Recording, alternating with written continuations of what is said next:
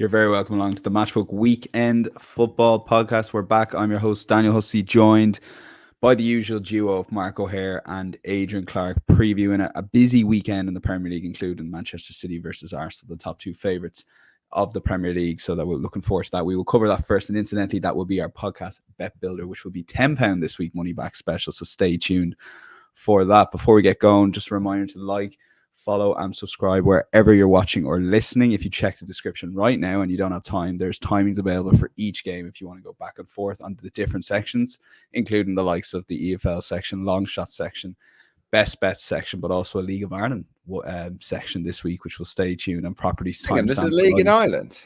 It's a league in Ireland, and Adrian's learning his geography very quickly about where the likes of Dundalk are. So this is going to be an education, Adrian. I hope you're looking forward to that. I couldn't resist it. Sorry.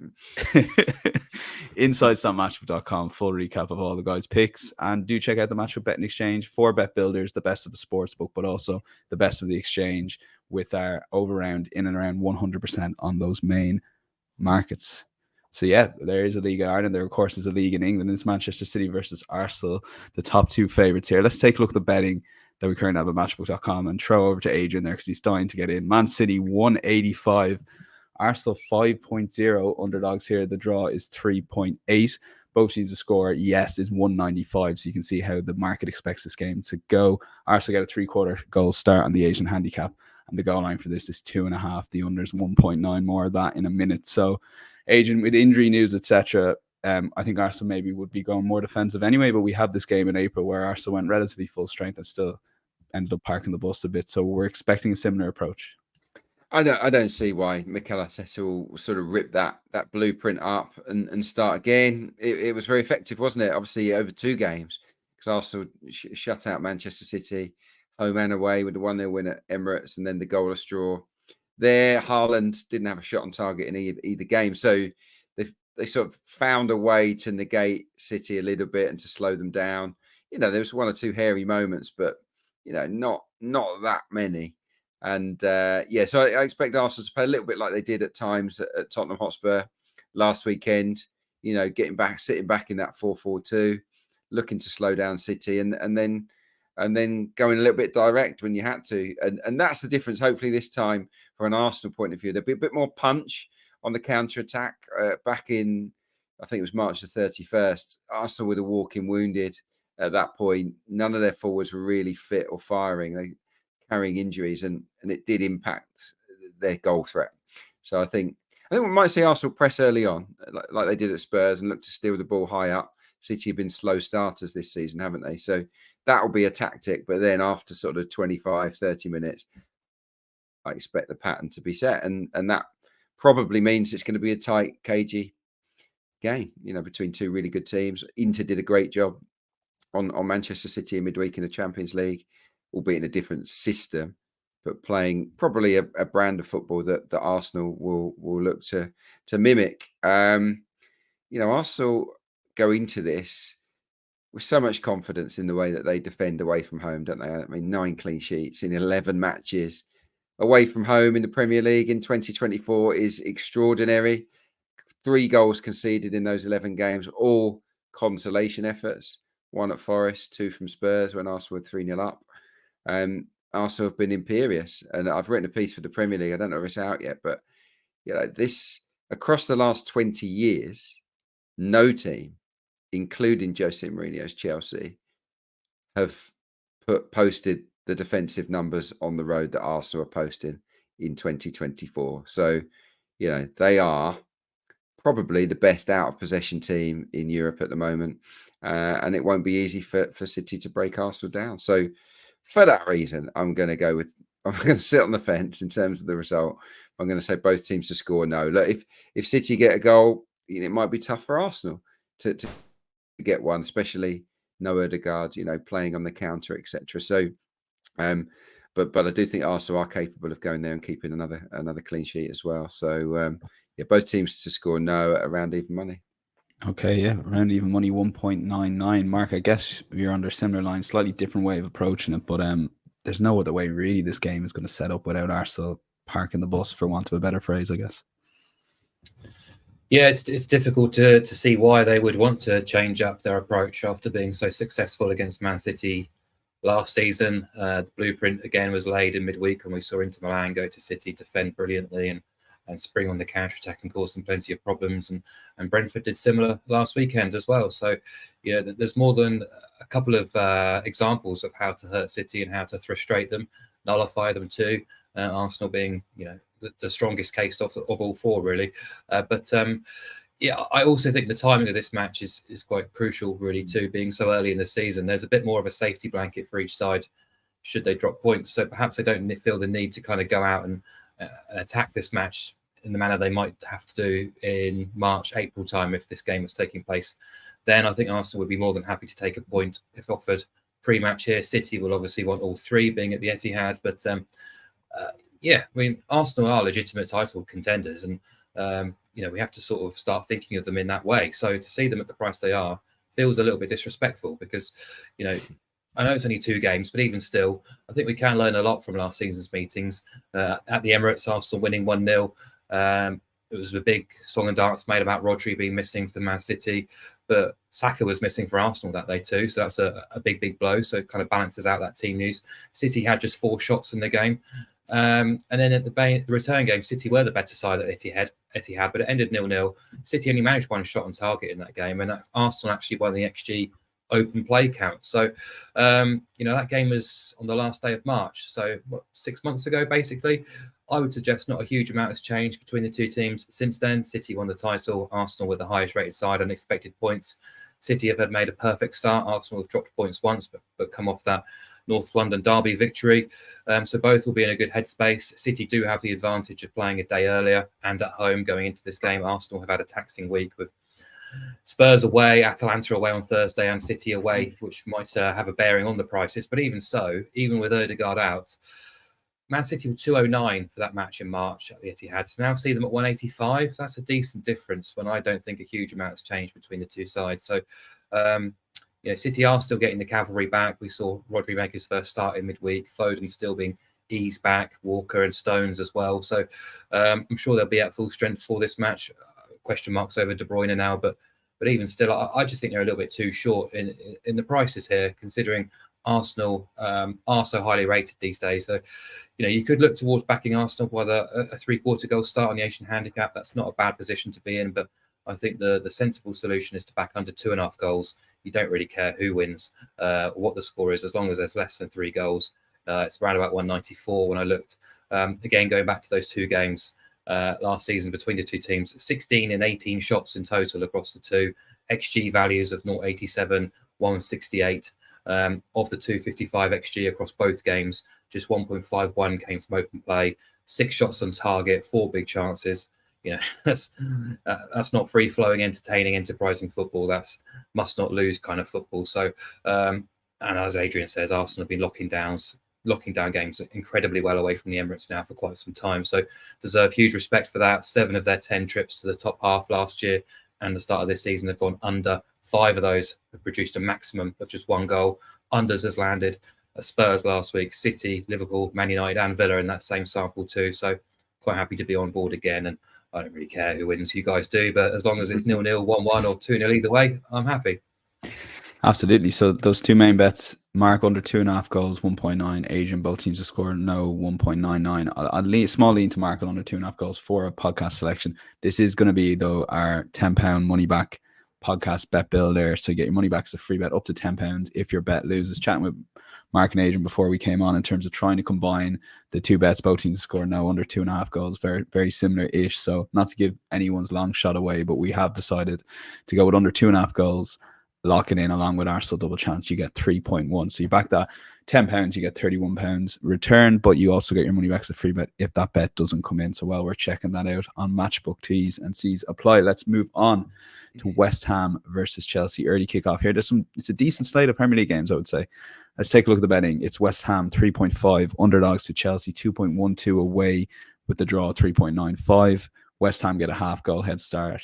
Both teams to score. Yes is favourite at 154 and 3.5 is the total here. That's shaded towards the under though at 166. So Mark, showed us straight back at you. I mean, we talked about this with Chelsea away to Bournemouth, and I guess both teams had a lot of chances, so it could have gone either way. Knowing what happened in that game, what do you make of this price here? Currently 2.12 Chelsea. I don't like it. I opposed them last week, and whilst my bet lost, I felt pretty pleased with the position I took based on how the match played out. I thought Bournemouth were the better side of the two. They won the shot count 19-10. They hit the woodwork twice. Chelsea managed one big chance and an XG of 0.78. Based on the chances created in that game, Chelsea had an 11% chance of winning it, and they did. That's football. But I was pretty pleased with Bournemouth's approach and Bournemouth's performance, and felt, more often than not, I'll get a payout on that particular selection. So I'm happy to sort of rinse and repeat here and back West Ham with half a goal start at home to Chelsea at 184. As I say, I know Chelsea are a difficult side to read at the minute, but I'm sort of not abandoning that idea of opposing them early doors, because I still think it's going to take time for us to see them at their best, as it did last season. So they went off at 223 at Bournemouth. They're a shorter price this weekend. I'm just not comfortable or confident in them at those kind of prices right now. I know it's back-to-back away wins, but as I highlighted before the Bournemouth match, the 6-2 against Wolves was not a 6-2 game whatsoever. Sure, they may have deserved to win because they were so good in terms of what they did in the final third and their finishing, but Wolves created just as many opportunities as Chelsea that day. They just were profligate in front of goal, and that's football. So I think West Ham have got quality, but Wolves don't, and therefore I think West Ham are much more of a dangerous beast than perhaps Bournemouth or Wolves. So they do need to improve. That's, can't sort of lie about that. Lopetegui as a coach, I was surprised West Ham went down that route, because he's basically just a small step forward in terms of pragmatism from Moyes, but he's definitely from the same school of thought. And West Ham aren't going to be playing swashbuckling football under his tutorship for quite some time, really. But for large parts of last week, they were pretty inconsistent and incoherent. But I'm just waiting for him to finally sort of release the shackles and get the best team on the field, because Mikel Antonio, I think his time is done leading the line. I want Fulkrug in there. And then the midfield makeup just didn't feel right last week either, with Souček almost playing in front of a midfield pivot when, for me, it's just blatantly obvious how to set this West Ham side up. You can have Alvarez and Guido protecting, and then have Paqueta, Kudus and Bowen supporting Fulkrug. I mean, that's incredibly exciting and nicely balanced, I think, across the midfield and forward areas. You've still got Somerville and Soler as options as well. Antonio off the bench. I think there's a lot to like about West Ham. It is going to take time, but I actually think Lopetegui's pragmatism might play into their hands here, because I'm not expecting them to go gung-ho at Chelsea. I think Lopetegui is the kind of coach who does have a master plan for when his sides are underdogs in big matches against decent opposition. So the market reckons West Ham have just about a 54% chance of avoiding defeat against Chelsea, and I think that's pretty harsh, actually. I think it's a much better opportunity than that. So they've avoided defeat in 7 of their last 9 hosting Chelsea, and the last 2 times Chelsea have been to West Ham, they've been a bigger price than they are this weekend. So I'm not really feeling it at the minute, and I'm happy to back West Ham with a half goal start. Okay, good case laid out by Mark at 187. Adrian, making sort of the opposite case, but you can sort of flesh that out in a second. I did feel, just on the eye test watching West Ham against City, they're a lot more open under Locatelli versus the David Moyes approach, perhaps. Do they have the ability to lock it in as much as Mark says there? Not yet. No, I don't. I don't like what I've seen from West Ham. I've got to be honest. I think losing the ball in bad areas against Manchester City. They're caught with a high line for 2 of the goals when Haaland scored. Obviously at City, but they went to Fulham and were second best for most of that game. Sort of burgled a draw. I can't get on board with West Ham, actually. I'm sort of flipping it around, I guess. No one's faced more shots than West Ham so far this season, which isn't a sign of great security at the back. It's 18.25 shots per game. That's a lot. It's the highest number they've faced in I think 14 years so far. In a campaign. So 18.25 shots faced per game. And Chelsea will have their moments, I think, and they've got good quality players. And again, the other stat that really stands out is that among the 17 ever-present Premier League teams in this calendar year, only Everton and Wolves have picked up fewer points than West Ham. So it's a long-standing issue where they're out of the sort of winning habit, and their record against good teams is pretty dismal. The wins that they're picking up against bottom half teams, of which Chelsea aren't. So yeah, look, I share my same reservations as Mark on Chelsea. I just think that their talent pool is so strong that they've got players, if it's not working, that can come on and maybe influence the game. And we have seen that, haven't we, with Nkunku in the last game. So yeah, look, I'm flipping it around. I'm looking at Chelsea double chance here, pairing it with under 3.5 goals, because I do think that Lopetegui will try and make it a cagey-ish London derby. Chelsea didn't have a high XG last weekend at Bournemouth. That is true.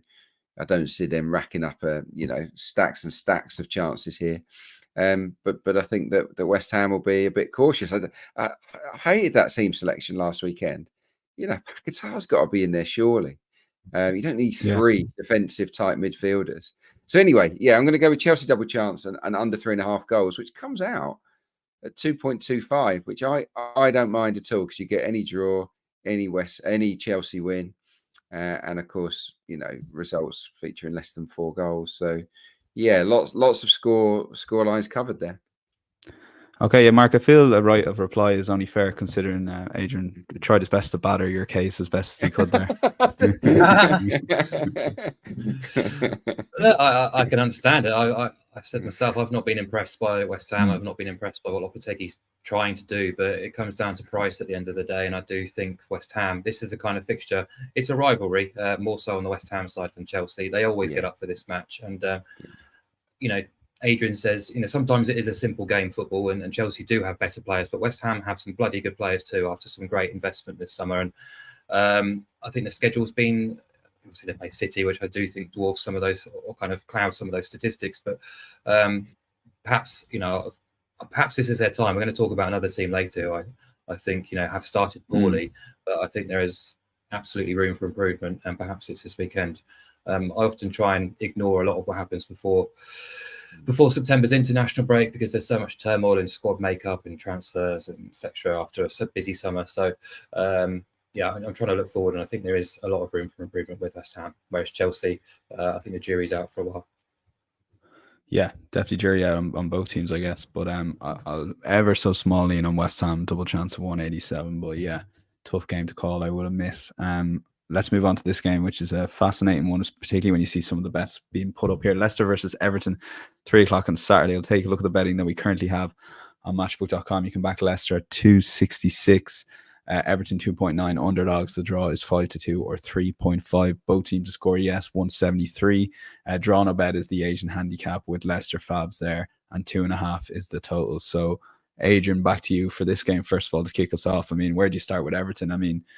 For people half tuning in when the Champions League was on, to see Ashley Young miss the penalty that sends him out of the EFL Cup, it can't really get much worse at the moment. Yeah, look, whenever they're leading, they're at their most vulnerable, aren't they, Everton? So, yeah, that's got to knock confidence, hasn't it? It's really going to be damaging to the morale. 2-0 up, for 2 Premier League matches in a row, and then you don't win. I think they were leading against Southampton as well in the cup, and then they end up losing on pens. So yeah, the morale will be pretty low. This is a huge game, isn't it? Let's make no bones about it. This is massive for both teams. They'll see it as an opportunity to jump 3 points on their relegation rivals. They have to. So yeah, it's going to be fascinating to watch unfold. Everton are kind of creating chances. I suppose we saw a couple at Villa Park where that Calvert-Lewin missed. Obviously, they scored a couple as well. At the back, you've got to say it's pretty alarming the way that they're defending, letting 13. And you might say some of those are a bit unlucky, or that they good goals against them, but like John Duran's, for example. But the expected goals is also the second highest in the Premier League. Expected goals against, that is 8.35. So you can get at them, and I expect Steve Cooper, who's pretty pragmatic. I expect him to see this as a winnable game. So even if they're playing on the counter at times, I think they'll commit bodies forward, Leicester. And I think Leicester actually has surprised me a little bit. They've adjusted okay to the big change, because it's a huge shift from Maresca to Cooper in terms of the football. And Cooper, to his credit, is trying to retain a little bit of that possession football. And I thought at times against Palace, even though they gave up a lot of really big chances, I thought that they also caused Palace problems and scored two good goals. Jamie Vardy looks pretty sharp, doesn't he? They've got good wingers that can come in and impact the match. So like he's being criticised among Leicester fans, Cooper, for being a bit negative, making defensive changes, and I totally get that. But he turned things around against Tottenham in that game. After an awful first half, he improved them. They weren't bad at Fulham. So look, Leicester, I think, and against Villa, they sort of, they put up a good fist of it, I think, against a team that went away in the Champions League this week against my predictions, making me look silly, and won easily on an artificial pitch in Switzerland. So, I think Leicester are okay. I do. I don't think they're brilliant, but I think they're okay. Neither team can defend though, and that's a problem. So my two picks here would be, because I think both teams, it would be in their interest to kind of go for it as well, go for the win here. I think both teams to score is a shout here. It's just about backable at 1.73. I don't know if it's changed overnight, but when I looked last night, it was 1.73 on both teams scoring. I think that feels like a play here, because I look at both defences, the centre halves, and they're out of form. They're not in good nick. I think each team can hurt one another, but I also do look at the draw, even though neither of them will want it. I think that they might take it, and historically, this is the most drawn fixture in the Premier League. 16 of 34 meetings between Leicester and Everton have been drawn. That's the highest percentage of any fixture that's been played at least 30 times. So, this is going back a long, long time. Almost half of these games are drawn. So if you don't want both teams to score, 1.73, you want a longer price, draw at 3.5 as a player. You could obviously do a little combo, couldn't you, on the bet builder as well? 1-1, by the way, is a 7.2 long shot, which I think is quite attractive. Okay, yeah, Adrian expecting both teams to go for it. And Mark, you have an interesting take. I'm predicting here on Everton. And look, if you look at it in some ways, they're creating the chances. Bit unlucky, Calvert-Lewin puts that chance away. The 3-1 away to Villa. What price are they here? Then maybe they're a little bit shorter. Yeah, that's kind of my way of thinking, Dan. In fairness, definitely after opposing them last week, didn't expect them to take a 2-goal lead with just 19% of the ball at Villa Park. But it did kind of feel a bit inevitable that the Villa comeback was always on, really. And but again, I thought there was a lot of positives to take from Everton's performance in the most part. Less so than against Bournemouth, where they were absolutely brilliant for 85 minutes. But I still think there's positives. I get Sean Dyche's job is going to be very, very difficult, getting his players' chins up off the floor after successive Premier League defeats in that particular manner. But as you say, Calvert-Lewin puts that chance away, or puts one of the chances away, and they could easily be sitting here with 3 points on the board. And Sean Dyche did reference that post-match, and I'm sure he'll be kind of trying to reiterate to his players that they have actually been pretty good for the last couple of weeks without getting rewards. But this is the big one now. This is the time for them to shine, because I think a bad result at the KP and his reign as Everton coach could well be over. So I think he and his players will be hugely motivated to go here and get something. It's not been an easy start for them, playing Villa, Brighton and Spurs in 3 of their first 4. Obviously, the Spurs away game was a disaster, but for the most part they've been all right despite the results. And last season I looked at their record against teams finishing in 10th and below. They only lost 5 times in 20 home and away, and if you exclude the top 6, they only lost 3 of 13 away in the Premier League. So they do have a decent record at going to the lesser lights and getting something on the board, and therefore I want to be with them, because I think the prices are just a bit too big on Everton this weekend. I've not been as impressed as Adrian perhaps on Leicester. The results on the surface look absolutely fine. Drawing with Spurs, losing by the odd goal at Fulham, and at home to Villa, and then drawing at Palace, but chucking away that lead will have hurt. But I think they've been second best in all of them. Lost the shot count, lost the XG count, lost the corner count in all 4 of them. Only Ipswich have a worse XG differential, and they've had to face Liverpool and Man City in their first 4 games. So, in theory, Leicester have probably been the worst side on XG differential this season. And yeah, look, neither side can defend, but I think Everton have more in their armoury than Leicester right now. And go back to the price, Everton are now 2.9 to win at the KP. Last season, their starting prices in similar standard matches Luton 253, Wolves 261, Burnley 223, Forest 276, Sheffield United 239.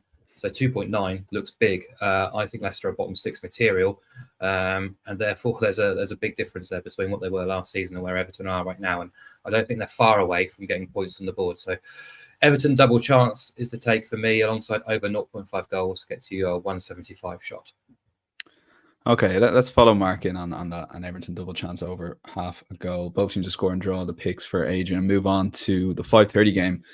And another pretty decent tie here. Palace at home to Manchester United. Manchester United off the back of a 7-0 win at home to Barnsley are 252 favourites on the road at Selhurst Park to Palace, who are 288. The draw is 3.8. Both teams to score 156. The Asian handicap line is a draw no bet market. United favourite at 187. The goal line here is 2.5. Mark, I mean, Manchester United, they'll get a bit of confidence from that midweek game, but more so, I guess, the Southampton performance post the penalty, I would say. Yes, I think that's a very key indicator there to include, Dan, because for the first half hour, Southampton were all over them and really should have been ahead. They were the better side, created plenty, I think over one expected goal in that first half hour, 3 big chances, failed to take those opportunities, and then United made them pay after the missed penalty, and it was kind of routine for them thereafter. Southampton didn't really land a blow on them. Personally, I have no interest in the EFL Cup at this stage, so I'm happy to sort of overlook what they did in midweek and focus on the weekend. But I do think, I said from the start of the season, I'm prepared to give them a chance this year. There was a lot of things going against them last year, particularly injuries, the likes of Casemiro and Johnny Evans having to play a lot of football at centre-back. But individually, you look at the team on paper at Southampton, especially that back four of Mazraoui, De Ligt, Lisandro Martinez, and Dallo, and it looks competent. It looks capable.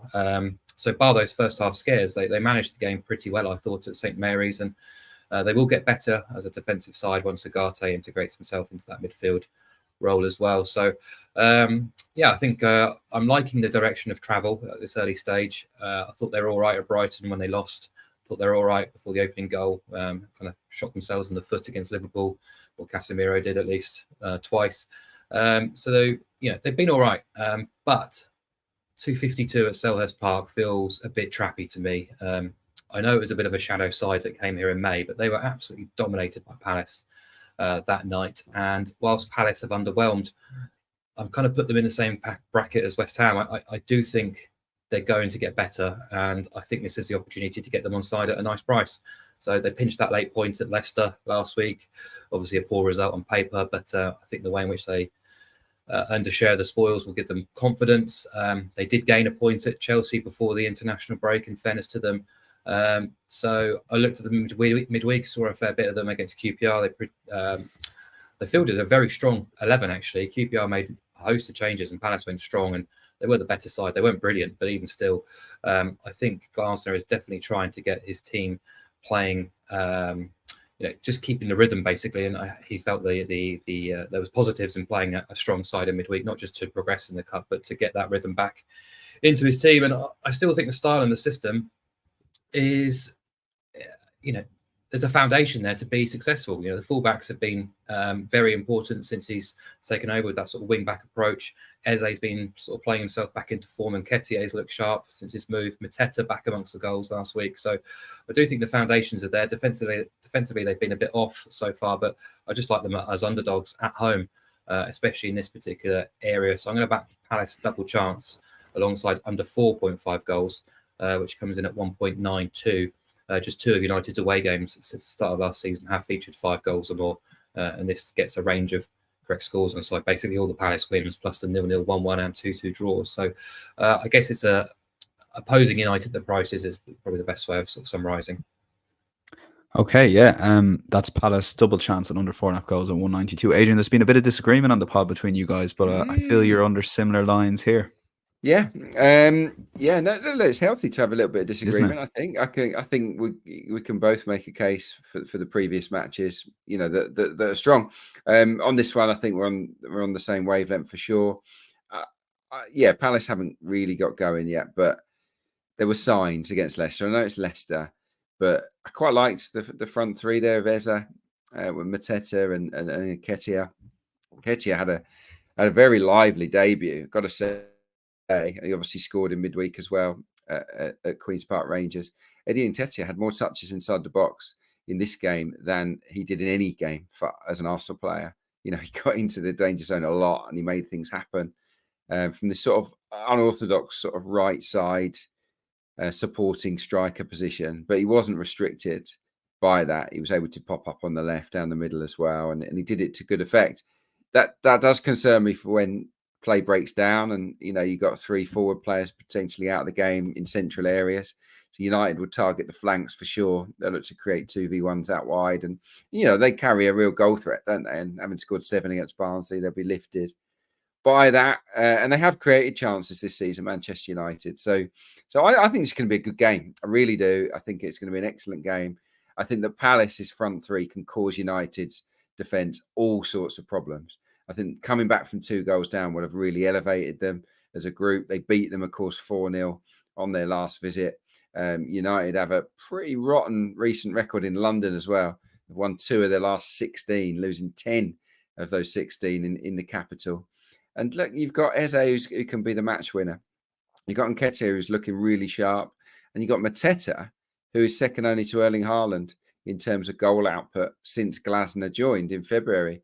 15 goals in 17 games in the Premier League for Jean-Philippe Mateta. So, they've got a guy there that Manchester United wouldn't mind up top, let me tell you, because his record has been terrific. I think Palace win an entertaining game. So I'm going to go for Palace and over 1.5 goals, 3.4. Okay, we played it pretty solid and safe with the selection, so I'm going to follow Adrian here and think Palace will win with over 1.5 goals. Insights.matchbook.com, full recap of all the guys' picks previously and coming up as well. Maybe Adrian, go back to you because you have 2 selections here in the EFL. I mean, you're siding with Leeds this week off the back of that 1-0 defeat to Burnley at home. How damaging was that initially? I know we put it up on the podcast, but for Leeds themselves to lose at home like that. Yeah, it wasn't damaging for us, was it? It's a nice little long shot return. So happy days. Look, damaging, but also one you can write off, I think, because they dominated the game. They had the bulk of the chances. They just got done on the counter. These things do happen. I think Leeds have an issue with big match choking. I do think that's a thing with them, and they've got to get better at it. But this is the sort of match that they should win, and they should win at a canter. I was at this fixture last year. Leeds won it with plenty to spare. Men against boys. Could have been an absolute tonking, and really Cardiff probably got worse since then. Probably Leeds have as well, but you still got a team that you could field. Brendan Aronson at 10. You can have Willie Gnonto on the right, Manor Solomon on the left, Dan James coming back from injuries in contention. You've got Joseph or Piru up front. Ampadu and Gruev in midfield. This team should outclass a Cardiff team that are rock bottom. They've scored 1. They've conceded 11. There are rumours that Erol Bulut, the Turkish manager, has kind of lost the faith of the dressing room. They don't have many natural goal scorers in their team. And Leeds actually can defend. 3 clean sheets already. 0-0 at the Hawthorns, which is looking a better and better result the longer time goes on. They won 2-0 at Sheffield Wednesday. I think they can go to South Wales and win 2-0 again, maybe 3-0. Cardiff. I've got no real faith in them at the moment, so I'm going to go with Leeds and under 4.5. And it comes in at just under even money, which I think is pretty good. Okay, that's one EFL selection. Your second one comes Wickham and over 1.5 goals against Cambridge. Yeah, Cambridge are struggling at the moment under Gary Monk. They've changed their style of play, so they're looking to have loads more of the ball, and a slight change of formation as well. And it's not going for them. Not been disastrous, but they've been on the wrong side of some defeats. In 3 away games, the aggregate is 6-1, or 1-6 from a Cambridge perspective. So, they haven't done well away from home. They've conceded twice or more in 4 of their 5 games as well, Cambridge United. So defensively, while this style change is happening, they're not solid, really. They're giving up goals. Maybe the XG says that they shouldn't have given up as many goals as they are. So maybe they've been a touch unlucky. But this is a Wickham team that are doing all right. I think that they're improving. They're unbeaten in 3. Won in the EFL Trophy in midweek handsomely. the only games they've lost this season were 3-2 defeats to Wrexham and Birmingham. There's absolutely no shame in that because they're two top teams. But the other reason, apart from the fact that Cambridge are there to be got at and Wycombe are in good form, the other thing is their home form over a long period is excellent at Adams Park. Since Christmas, Wycombe have won 7, drawn 4 and lost 2 at home.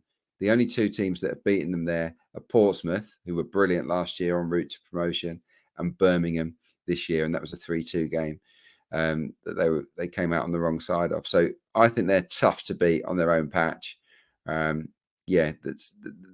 doing all right, Wycombe. I expect them to absolutely be top half this season, and it's a game they should win. So Wycombe and over 1.5 goals because they've scored, at least 2 in every game so far. By the way, Wycombe, I should mention that Wycombe and over 1.5 comes out at even money. Okay, lock that in with Leeds and under 4.5 goals, 1.98. The 2 selections, EFL selections for Adrian this week. And if Adrian is sticking to the tried and trusted EFL, Mark, I mean, you've got 3 bets here in the any other bet, so I might ask you to go through them as quickly and as flowy as you can possible. But you're mixing Serie A with Belgian league with then the League of Ireland. I mean, if you pull this off and somehow get a 2-1 or a 3-0 record, I say fair play, mate. We got the Milan derby on Sunday night. I'm backing Inter to win and under 4.5 goals at 2.16. I think that's a really attractive price considering they're just 1.69 to win in 90 minutes. They've won 7 of the last 8 derbies against Milan, including 6 on the spin. Anyone who saw their performance at Man City in midweek can see they are the real deal. I would ignore their result away at Monza last weekend. They rested and rotated with the Etihad in mind.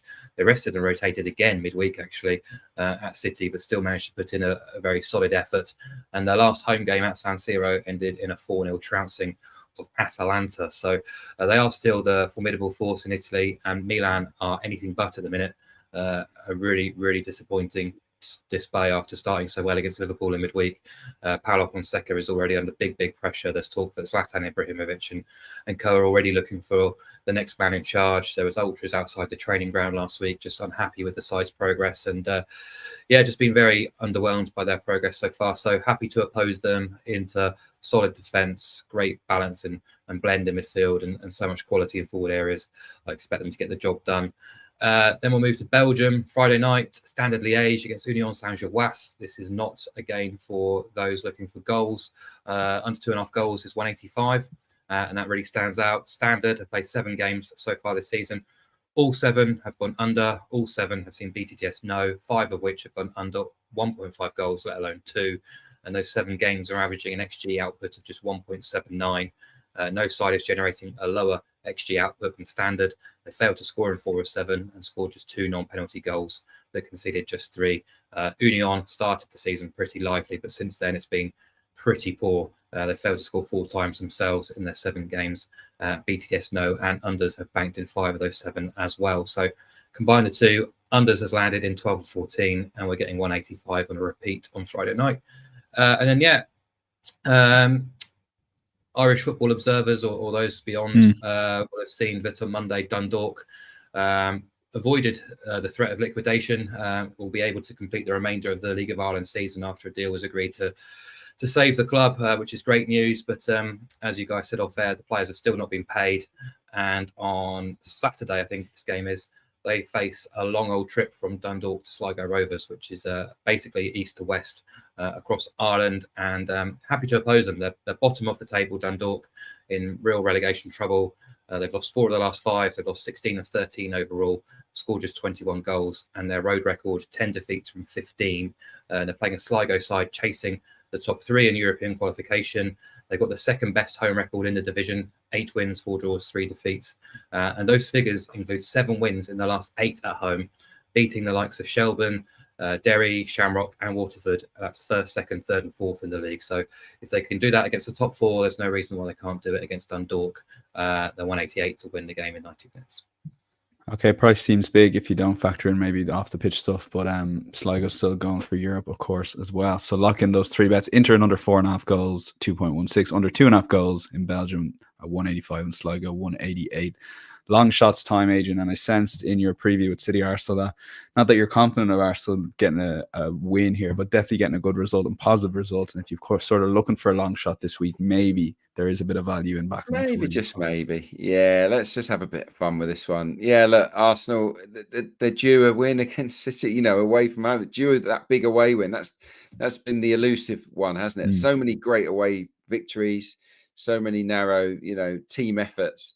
But against City and Liverpool on the road, the best they've managed so far under Arteta really have been draws. And I just feel that even though Martin Odegaard's out, the team are so confident in what they've got. They're set up with Saliba and Gabriel, hopefully double teaming Erling Haaland again, and the shape staying as robust as it has done at times at Villa, but certainly at Tottenham and throughout last season.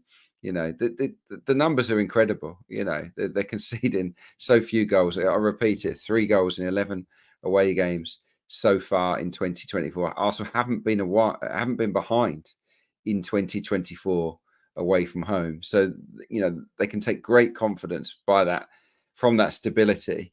And then it's, can they go and nick a goal or two? And I think they can. It's not going to be easy, but Arsenal, from set pieces in particular, are so strong, and on account that they just need to be a little bit more clinical than they have been against City in the past. We've seen Inter create some really good opportunities against Manchester City, playing a style of football that I expect Arsenal to adopt and mimic on Sunday afternoon. So look, this is tough. City are worthy favourites, of course they are.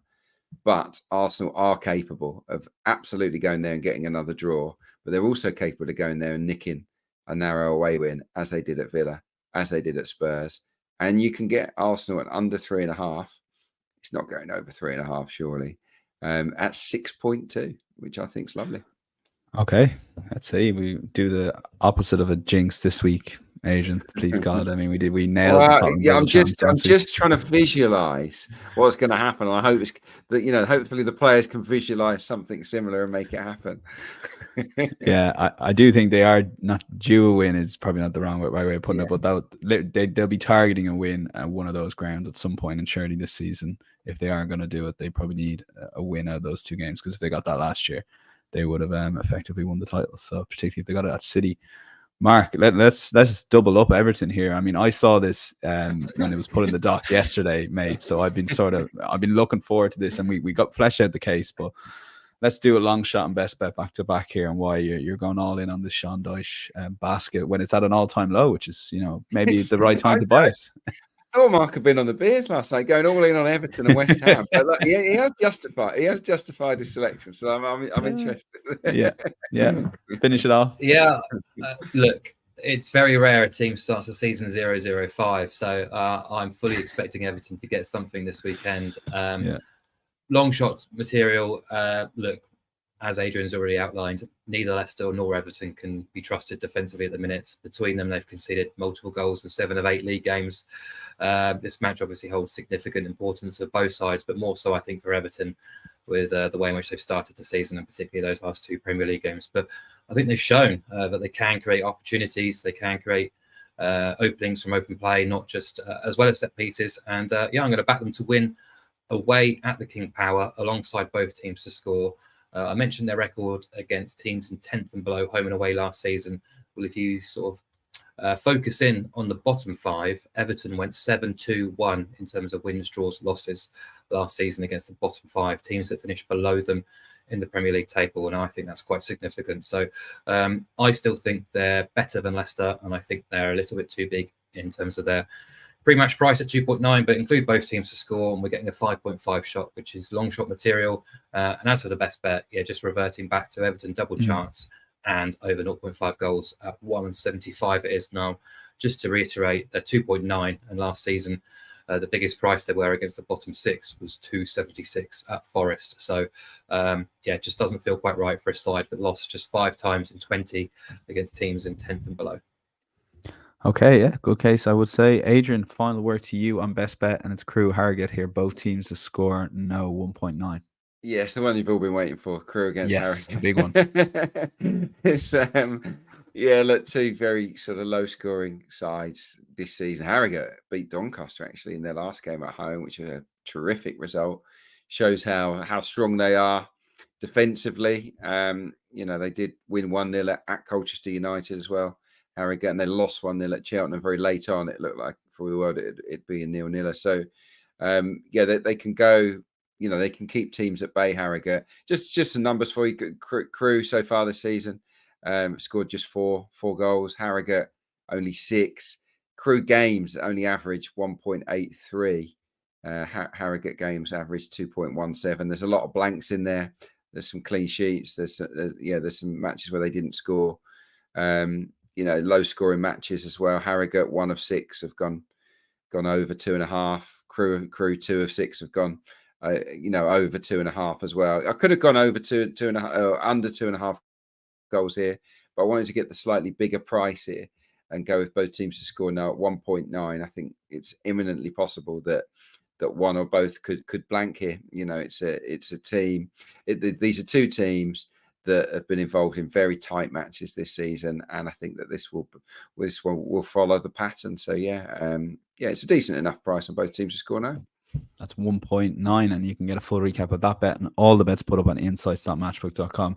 Before we go, much appreciated. We do see a lot of new viewers this season. If you can take 2 seconds to like, follow, and subscribe wherever you're watching or listening, you can actually leave comments now on Spotify. So while we're checking out, we will look at and get back and reply to everyone. So any feedback for the show, or any sort of comments or questions for Mark or Adrian or Miguel for Champions League, do let us know. But we'll be back this time next week, all being well. Enjoy the weekend's football. If having a bet, make sure it enhances the enjoyment, but please do so responsibly. We'll chat to you next week. Bye-bye.